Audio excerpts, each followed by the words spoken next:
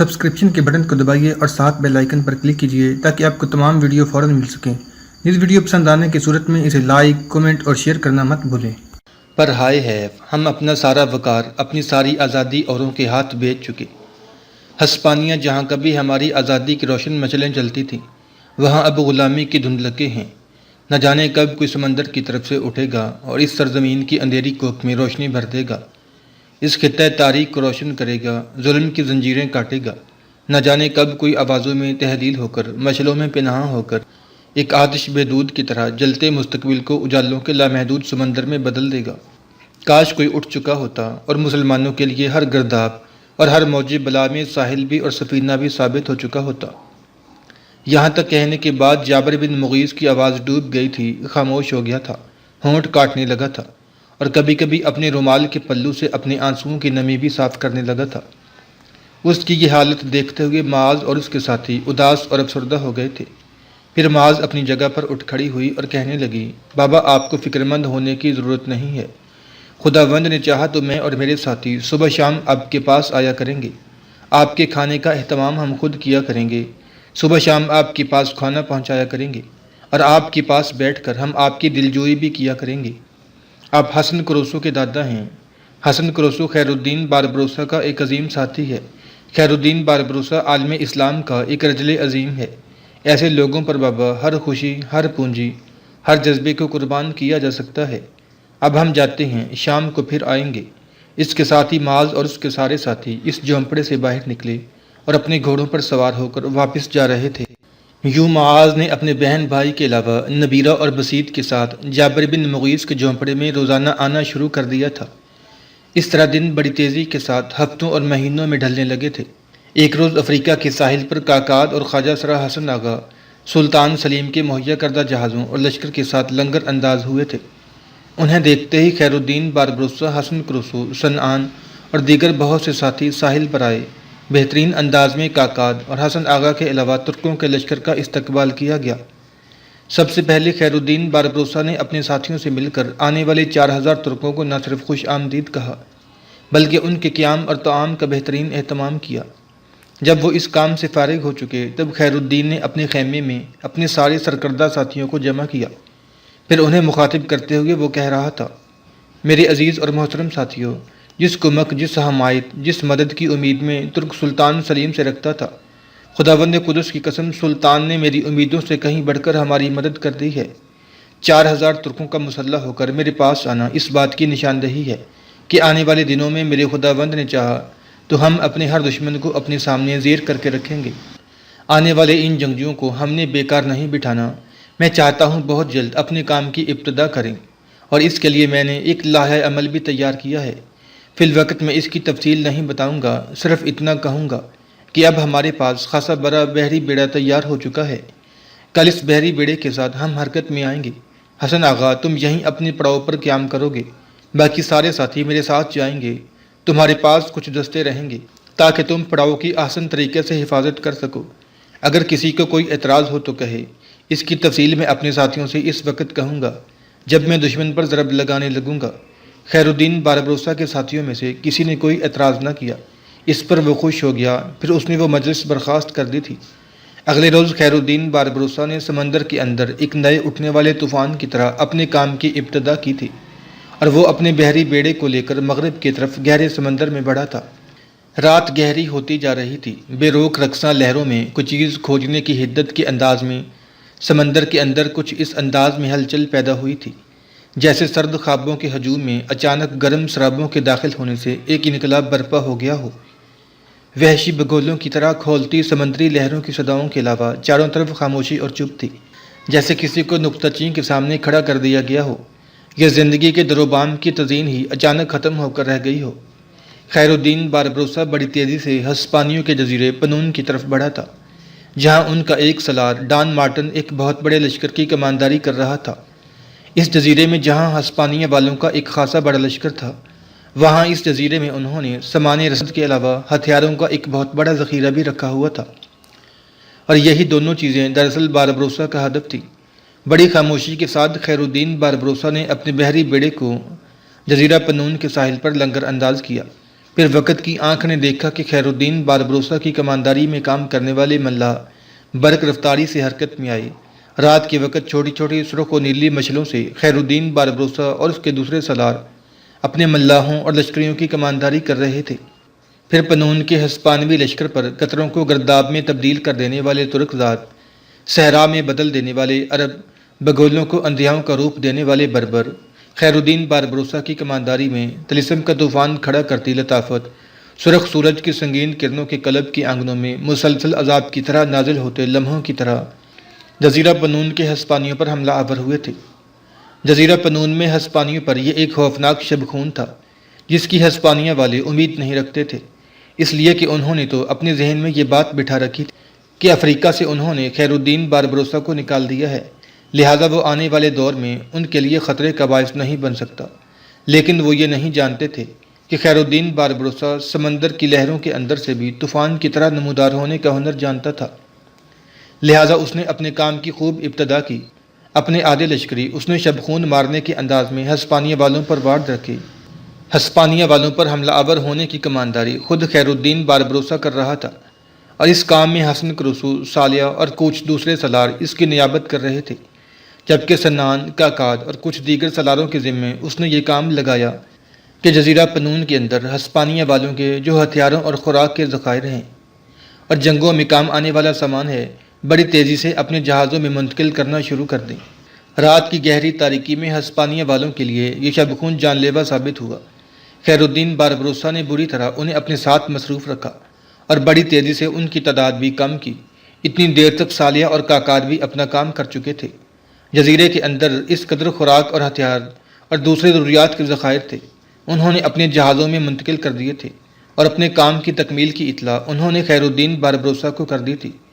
اس پر خیر الدین باربروسا نے ہسپانیہ والوں پر آخری زوردار ضرب لگائی، پھر اپنے لشکر کو لے کر پیچھے ہٹ گیا، ساحل پر آیا اور بلند آواز میں ہسپانیہ والوں کو مخاطب کر کے کہنے لگا: تثلیث کے فرزندوں، میں خیر الدین باربروسا ہوں۔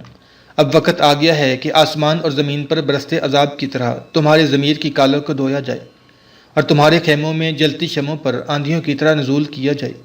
اس کے ساتھ ہی خیر الدین باربروسا اپنے جہاز پر سوار ہوا اور گہرے سمندر میں جس سمت سے آیا تھا اسی سمت روانہ ہو گیا تھا۔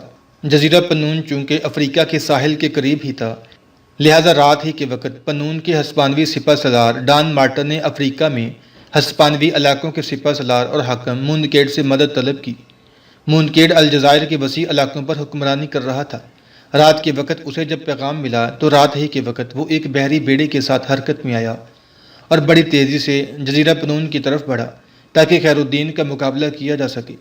لیکن خیر الدین سمندر کے اندر چھلاوا ایک ہیولہ تھا، اس کے مخبر اور طلائیہ گر بھی سمندر کے اندر چھوٹی چھوٹی کشتیوں میں سرگرداں تھی اور دشمن کی نقل و حرکت سے متعلق اسے اطلاع کر رہے تھے۔ جو ہی مونکیڈ الجزائر سے جزیرہ پنون کی طرف روانہ ہوا، خیر الدین باربروسا نے اسی رات اپنے دوسرے کام کی ابتدا کر دی۔ مونکیڈ چونکہ اپنے لشکر کے خاصے بڑے حصے کے ساتھ جزیرہ پنون کی طرف کوچ کر گیا تھا، لہٰذا خیر الدین باربروسا فوراً افریقی ساحل پر حملہ آور ہوا اور وہ علاقے جو کبھی اس کے بڑے بھائی عروج کی زیر کمان ہوا کرتے تھے اور جن سے ہسپانیہ والوں نے افریقی حکمرانوں کے ساتھ مل کر وہاں سے باربروسا کو نکال دیا تھا، ان پر اس نے دوبارہ قبضہ کر لیا تھا اور وہاں وہ اپنی حالت کو مضبوط کرنے لگا تھا۔ مونکیڈ جب اپنے بحری بیڑے کے ساتھ جزیرہ پنون پہنچا تو پنون میں چاروں طرف تباہی پھیلی ہوئی تھی۔ اس وقت مشرق کی طرف سے روشنی کے آثار نمودار ہو چکے تھے۔ جزیرہ پنون کے سپہ سالار ڈان مارٹن نے مونکیڈ اور دوسرے سالاروں کا استقبال کیا تھا۔ مونکیڈ پرجوش انداز میں ڈان مارٹن سے ملا، پھر حیرت انگیز انداز میں اسے مخاطب کر کے کہنے لگا: ڈان مارٹن، تم نے پیغام بھجوایا تھا کہ ہمارے جزیرے پر خیر الدین باربروسا حملہ آور ہوا، کہیں تم نے دھوکہ تو نہیں کھایا؟ کہیں تم پر سمندر کے اندر سرگرداں رہنے والے ترک اور بربر بحری قزاقوں نے تو حملہ نہیں کیا؟ باربروسا کہاں سے اٹھے گا؟ اور اس کی طاقت کو ہم نے ختم کر دیا تھا اور افریقی ساحل سے ہم نے اسے نکال باہر کیا تھا، اتنی جلدی اتنی بڑی قوت وہ کیسے حاصل کر سکتا ہے؟ جواب میں ڈان مارٹن نے کپ کپاتی ہوئی آواز میں کہا: وہ خیر الدین باربروسا ہی تھا۔ اپنے حملوں کو انجام تک پہنچانے کے بعد اس نے ہم سے خطاب کر کے کہا تھا کہ وہ خیر الدین باربروسا ہے اور اب ہم پر ضرب لگاتا رہے گا۔ ہماری سب سے بڑی بدقسمتی یہ ہے کہ جزیرے کے اندر جس قدر ہتھیاروں اور خوراک کا ذخیرہ تھا وہ سب خیر الدین باربروسا لوٹ کر لے گیا ہے۔ ڈان مارٹن کے اس انکشاف پر مونکیڈ اور اس کے دوسرے سالار بڑے فکر مند اور افسردہ سے ہو گئے تھے۔ مونکیڈ نے کچھ سوچا، پھر کہنے لگا، تم کچھ قاصد ابھی ہسپانیہ کی طرف روانہ کرو اور اپنے شہنشاہ سے مزید رسد اور کمک طلب کرو، اور جو صورتحال پیش آئی ہے اس کی بھی تفصیل بھجواؤ، اس لیے کہ اب جزیرہ پنون میں ہمیں پہلے کی نسبت زیادہ بڑا لشکر رکھنا پڑے گا، تو یہاں ہماری رسد اور ہتھیاروں کی حفاظت کر سکے۔ واپس افریقہ جا کر میں بھی اپنے قاصد شہنشاہ کی طرف روانہ کروں گا اور اس سے التماس کروں گا کہ افریقہ کے لیے بھی کچھ کمک روانہ کی جائے۔ افریقہ میں بھی ہمیں اپنی طاقت کو مضبوط اور مستحکم کرنا ہوگا۔ ڈان مارٹن تم پر حملہ آور ہونے والا باربروسا ہے، تو یوں جانو ان علاقوں میں بدبختی کی ابتدا ہونے والی ہے۔ جس طرح اس نے تم پر حملہ کیا، اس طرح 2-4 حملے اور کرنے میں وہ کامیاب ہو گیا تو وہ اپنی عسکری قوت اور بحری بیڑے میں بے پناہ اضافہ کرے گا، اور سمندر کے اندر وہ ایک ایسے طوفان کی صورت اختیار کرے گا جو ہمارے قابو سے باہر ہو جائے گا اور ہماری طاقت اور قوت کو کچلنے کے لیے چاروں طرف دندناتا پھرے گا۔ ڈان مارٹن، اگر حملہ آور ہونے والا خیر الدین باربروسا ہے تو پھر وہ اپنی طاقت اور قوت میں مزید اضافہ کر کے افریقہ کے کسی ساحل پر قبضہ کرنے کی کوشش کرے گا۔ جس علاقے پر بھی وہ قبضہ کرے گا ہمارے لیے نقصان دہ ہوگا۔ اگر وہ الجزائر کے کسی جزیرے کو اپنا مسکن بنا لیتا ہے تو ہسپانیہ کے لیے خطرہ بنے گا، اور اگر وہ ٹیونس کے کسی علاقے پر قبضہ کر کے وہاں اپنا مسکن بناتا ہے تو وہ سسلی کے لیے بہت بڑا خطرہ بن جائے گا۔ ڈان مارٹن مزید افسردہ اور اداس ہو گیا تھا، کہنے لگا، اس کے ساتھ خاصا بڑا لشکر تھا جس کے ساتھ اس نے ہم پر شب خون مارا۔ اس کے بحری بیڑے میں بھی کافی جہاز تھے جو ساحل پر کھڑے تھے، اور اپنے اسی بحری بیڑے میں وہ ہماری ہر چیز کو سمیٹ کر رخصت ہو گیا۔ مونکیڈ اس نقصان پر افسوس کر کے خاموش ہو گیا۔ پھر دونوں ان علاقوں کی طرف بڑھے جن پر خیر الدین باربروسا نے شب خون مارا تھا، اور جہاں سے خیر الدین باربروسا نے رسد اور ہتھیاروں کے ذخائر نکال کر اپنے جہازوں پر منتقل کیے تھے۔ جزیرہ میں ہسپانیہ والوں نے بڑی بڑی عمارتیں بنا رکھی تھیں جن کے اندر انہوں نے خوراک اور ہتھیاروں کے ذخائر جمع کر رکھے تھے۔ ایسا وہ افریقہ میں اپنی گرفت مضبوط کرنے کے لیے کر رہے تھے۔ مونکیڈ نے جب ان علاقوں کا جائزہ لیا تو دنگ رہ گیا، اس لیے کہ ان ذخائر کی ساری عمارتیں خالی کی جا چکی تھیں۔ سارا سامان باربروسا اپنے ساتھ لے گیا تھا۔ سارے علاقے کا جائزہ لینے کے بعد مونکیڈ ڈان مارٹن کے ساتھ پھر لوٹا۔ دوپہر تک اس نے وہیں قیام کیا، اور جو لشکر لے کر وہ گیا تھا وہیں اس کے کھانے کا اہتمام کیا گیا تھا۔ جس وقت مونکیڈ سارے علاقے کا جائزہ لینے کے بعد جزیرہ پنون سے کوچ کرنے کی تیاری کر رہا تھا، اس وقت ایک کشتی ساحل پر آ کر لگی جس میں 3 مسلح سوار تھے۔ کشتی کو کنارے پر باندھنے کے بعد وہ تقریباً بھاگتے ہوئے اس جگہ آئی جہاں مونکیڈ اور ڈان مارٹن دیگر سالاروں کے ساتھ کھڑے ہوئے تھے۔ انہیں دیکھ کر مونکیڈ فکر مند اور پریشان ہو گیا تھا، شاید وہ اس کے آدمی تھے اور انہیں وہ پہچان چکا تھا۔